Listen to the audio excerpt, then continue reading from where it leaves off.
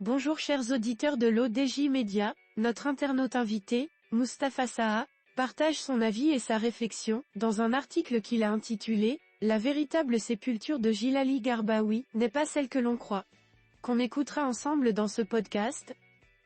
Notre artiste entame sa présentation du sujet en disant « En 2020, alors qu'on s'apprêtait à célébrer le peintre 50 ans après sa disparition, la tombe de Djilali Garbaoui au cimetière n'étant pas connue, est subitement retrouvée.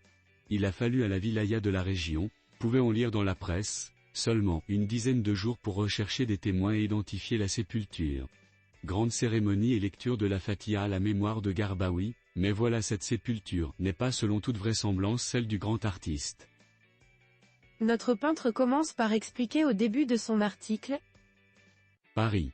Lundi 22 janvier 2024. Entretien avec Jean-François Clément, anthropologue et historien des arts marocains. Il me communique la preuve que Djilali Garbaoui a été, en réalité, inhumé au cimetière de Bab Segma à Fès, et non au cimetière Bab Ftou, où une stèle est érigée à son nom sur une tombe inconnue. Faux cimetière. Fausse tombe. Les médias s'engouffrent dans la fausse exclusivité. La moindre des précautions dans ce cas, avant de lancer un événement d'un tel impact culturel, historique, est de consulter les archives journalistiques de l'époque, les familles des rares témoins oculaires, en particulier celle du docteur Mustapha Ben Slimane, de recouper les informations, de les étayer par des documents irréfutables. 7 octobre 2020. Les journaux annoncent avec tambour et trompette, la tombe de Djilali Garbaoui est enfin retrouvée au cimetière Bab Ftou de Fès, 50 ans après sa disparition. Des recherches ont été diligemment entreprises. On se fie, faute de mieux, au souvenir obscur d'un vieux fossoyeur. S'ensuivent une authentification officielle, une sépulture somptueuse, une cérémonie fastueuse, des articles dithyrambiques. Djilali Garbaoui, précurseur de l'abstraction lyrique, né en 1930 à Jorf El Mela dans la région de Sidi Kassem, mort le 8 avril 1971 sur un banc public du Champ de Mars à Paris. Sa dépouille, transférée au cimetière de Bab Ftou à Fès, reste anonyme jusqu'en octobre 2020. Les autorités marocaines viennent de déposer une stèle commémorative sur la tombe oubliée d'un peintre méconnu de son vivant. Une figure des arts plastiques témoigne, il aura été un artiste errant jusque dans sa mort. Par ce geste symbolique fort, le Maroc ne réhabilite pas seulement Djilali Garbaoui, mais l'art et les artistes marocains dans leur ensemble. La nouvelle légende se brode dans l'erreur. Notre poète approfondit sa réflexion de la manière suivante. Le cimetière où est réellement enterré Djilali Garbaoui est pourtant Bab Segma, également appelé cimetière de Bab Marouk, la porte du brûlé, entre Bougeloud et la Casbah de Chorarda. Une coupure de presse irrécusable de l'époque, exhumée par Jean-François Clément, probablement paru dans la Vigie marocaine, décrit avec exactitude l'inhumation de Djilali Garbaoui et cite les personnalités qui furent présentes. Fès. La dépouille mortelle du regretté peintre Djilali Garbaoui, rapatrié hier à Casablanca à 11h30, est arrivée à 16h10 dans une ambulance à Fès où on devait procéder à la mosquée Souna à la prière du mort. La dépouille a été dirigée ensuite au cimetière de Bab Segma où la famille Lagzaoui a offert une tombe aux défunts. L'enterrement a eu lieu vers 16h30 en présence de messieurs Ahmed Sfrioui, directeur de la division des arts plastiques au ministère d'État chargé des affaires culturelles et de l'enseignement originel, Mohamed Bekali, secrétaire particulier de monsieur Mohamed El Fassi, Hassan Benani, délégué du ministre d'État à Fès, Mohamed Benani, chef de l'inspection provinciale de la jeunesse et des sports à Fès, le délégué du ministère de l'information à Fès, Bendalida et Alaoui, peintre ami du regretté Garbaoui. La tombe de Djilali Garbaoui est offerte par Mohamed Lagzaoui, ancien ministre de l'Industrie et ancien directeur général de l'Office chérifien des phosphates, dont la maison, située à Tala'a Kébira, dépend du cimetière de Bab Segma. À propos des deux artistes mentionnés dans l'article, Jean-François Clément précise, le jour de l'enterrement de Djilali Garbaoui, il n'y a que deux artistes présents, Alaoui et Bendalida. Les prénoms ne sont pas indiqués. On hésite entre deux peintres nommés Alaoui, natifs de Fès. Hassan Alaoui est opposé au groupe de Casablanca. Il opte une peinture réaliste. Le second, Hamid Alaoui, pratique l'abstraction géométrique avec des variations infinitésimales de couleurs. Quant à Bendalida, il ne laisse aucune trace dans les annales. Dans une encre de Chine sur papier de Djilali Garbaoui, 23,5 x 33 cm, signée et datée 1964, je vois une tour Eiffel renversée, prise dans son propre vertige dans l'endroit même où l'artiste, dans sa solitude extrême, rend son dernier soupir. L'article publié relatant les obsèques lors de Gilles Ali Garbaoui, l'auteur de cet article semble être Michel Cam. Notre internaute invité enrichit son discours de la manière suivante. Jean-François Clément me dit, Gilles Ali Garbaoui produit plus de peinture depuis sa mort que quand il était vivant. Les contrefaçons courent les salles de vente. Les spéculations sur ses œuvres atteignent des dimensions hallucinantes. Il n'y a pas d'expertise scientifique sur les tableaux. Ce serait assez simple d'y remédier puisque la douane Athémara possède un équipement capable de faire des analyses indiscutables, de même que le centre d'études nucléaires de la Mahamora. Mais, jusqu'à présent, les autorités n'ont pas signé de partenariat avec ces institutions qui disposent d'ingénieurs compétents. Les faux tableaux de Gilles Ali Garbaoui se vendent régulièrement sur le marché marocain et surtout étranger. Gilles Ali Garbaoui est une victime de cette situation.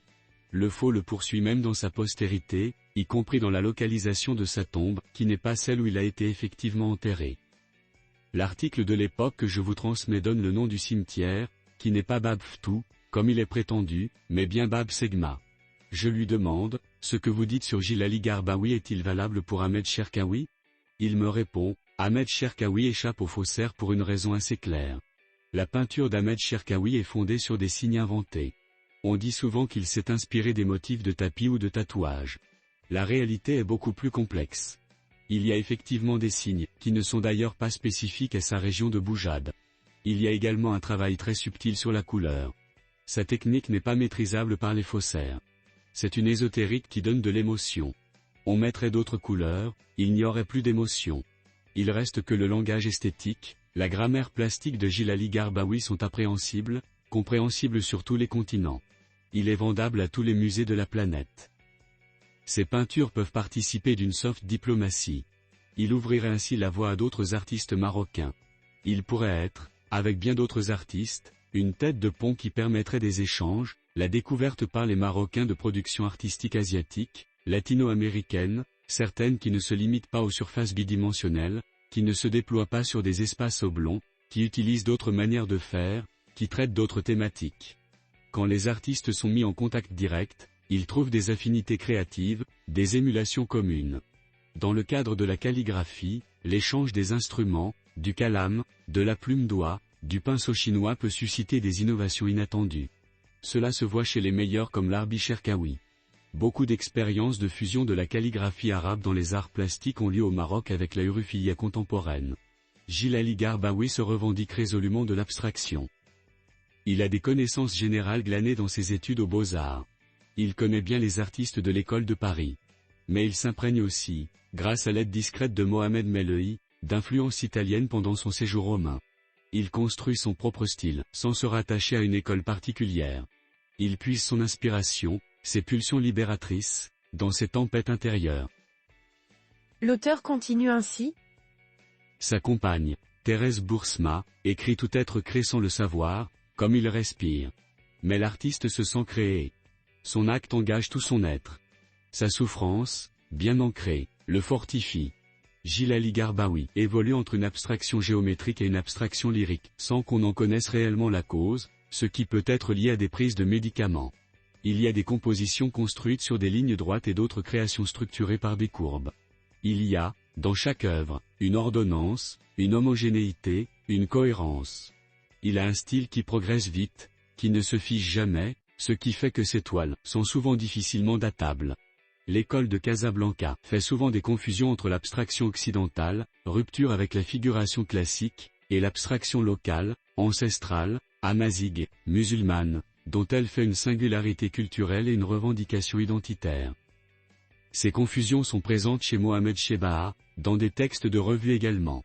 Elle est due au fait que les intellectuels marocains, présents dans le champ de l'art, ne pensent pas l'art global et ses ruptures.